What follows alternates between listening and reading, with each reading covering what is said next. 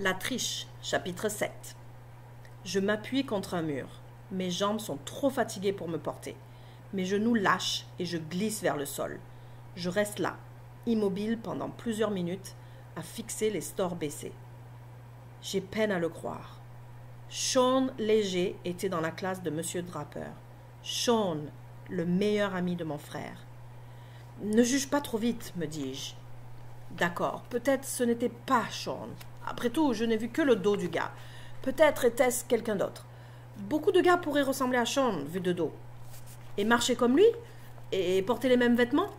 C'est trop fort comme coïncidence. Celui que j'ai vu dans le corridor ne peut être personne d'autre que Sean. Et puis après, le fait que Sean soit venu dans la classe de M. Draper ne veut pas dire qu'il a fait quelque chose de mal. J'essaye de trouver une raison, n'importe quelle raison, pour expliquer le fait que Sean a fouillé dans ce classeur. Je n'en vois aucune. Il a pris les clés dans le premier tiroir qu'il a ouvert. C'est donc qu'il savait où elles sont rangées. Ce n'était donc pas la première fois. La seule explication possible est qu'il cherchait le corrigé du prochain test de maths. À la façon dont il a refermé le tiroir du classeur, je devine qu'il ne l'a pas trouvé. Je regarde l'annonce sur le tableau. Le test aura lieu la semaine prochaine. Je ne veux pas que Sean soit coupable. Je le connais depuis toujours. Y aurait-il une autre explication? J'ai beau chercher, mon cerveau refuse de produire une réponse. Puis, l'évidence me frappe en plein visage. C'est tellement simple. Si Sean n'est pas un élève de M. Draper, il n'a aucune raison de voler le corrigé. Ça prouverait son innocence. Je regarde le dossier que j'ai toujours à la main. Je le tenais si serré qu'il est tout froissé, comme les papiers qui s'y trouvent. Je repère les listes des classes de maths. Dans quelle classe se trouve Sean? Celle de Barsky? De Timmons? De Walters? De Draper? Je parcours rapidement chaque liste. Non, non, non. Oui. Zut alors! J'essaye de rester optimiste. Draper est le prof de maths de Sean. Ça ne prouve rien. Mais je n'arrive pas à m'en convaincre. Un instant. Il y a triche en biologie aussi. Je fouille de nouveau dans les papiers. Sean et Jack sont meilleurs copains. Jack a choisi chimie. Peut-être que Sean aussi. Dans les listes de chimie, je trouve le nom de Jack, mais pas celui de Sean. Bon, Sean n'est pas en chimie. Il a peut-être choisi la physique. Je vérifie la liste de physique. Pas de Sean Léger. Tous les élèves de 12e année doivent suivre un cours de sciences. Si Sean n'est ni en chimie, ni en physique, il est forcément en biologie. Lorsque je mets le nez dans la chambre de Jack ce soir-là, il y a des papiers étalés partout, des formulaires, des dépliants et des brochures, sur son bureau, sur son lit et même par terre. Pas facile de trouver un endroit où se tenir. « Tu n'as pas encore fait ton choix ?» dis-je en sautant par-dessus une brochure de Stanford. « Celle-ci est récente, n'est-ce pas ?» dis-je. Jack fronce les sourcils. « Ouais, j'en reçois des nouvelles tous les jours. C'est pourquoi je n'arrive pas à me décider. Ce n'est pas facile, tu sais. »« J'imagine que non.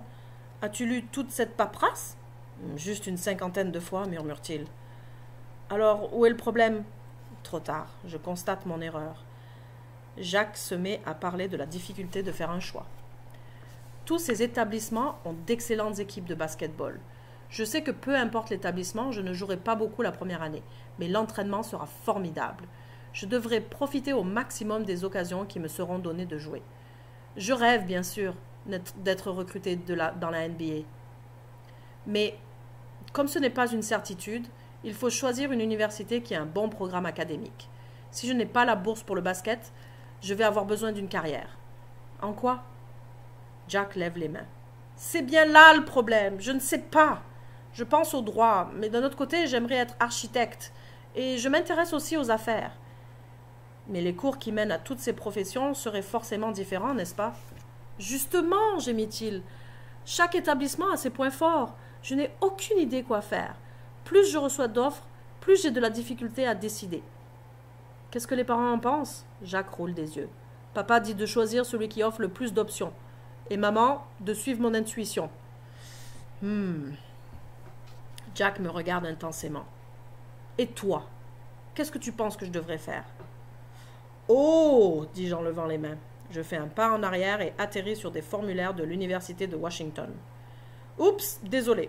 Je ne peux pas décider pour toi. J'ai déjà de la difficulté à décider quoi porter chaque matin.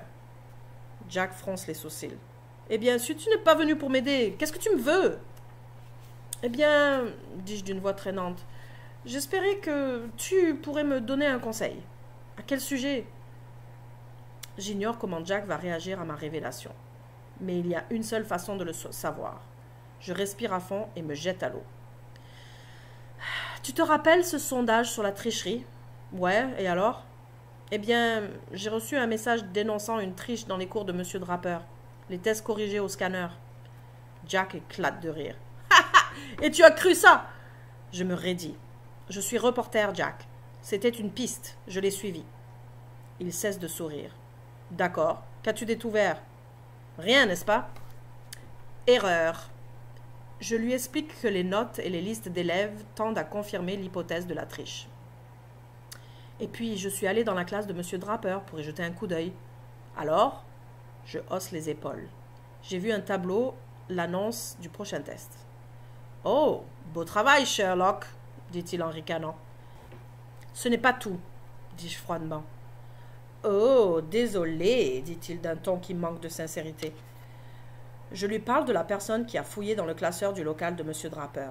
Je lui dis que j'ai regardé dans le corridor au moment où cette personne s'éloignait. C'était Sean, dis-je. Jack n'a pas l'air de me croire. C'était Sean, dis-je de nouveau. À ma grande surprise, il fait la grimace et réplique. Alors? Qu'est-ce que tu veux dire, alors? Tu ne crois pas que ça prouve qu'il est coupable? Non. Comment peux-tu dire ça? Le gars a pris la clé dans le bureau et a pénétré illégalement dans le local. Il a fouillé dans le classeur. Jack croise les bras. Tu as la tête tellement remplie de ce fantasme d'espionnage que ton cerveau a plié bagage. T'es-tu déjà demandé si Sean avait une raison valide d'être là? Sean est l'assistant de laboratoire de Draper. Le savais-tu? Je me sens ridicule. Ah, non, je ne savais pas. Eh bien, c'est le cas. Il sait donc où Draper garde ses clés. Il va souvent dans ce local.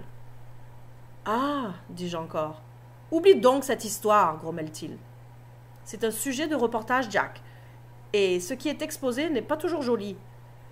Il existe des milliards d'autres sujets de reportage. Je t'avertis, Laurel, tout le monde en parle, et pas favorablement. Personne n'aime les rapporteurs. Si tu n'abandonnes pas, tu vas te retrouver toute seule. Personne ne voudra jamais plus te parler.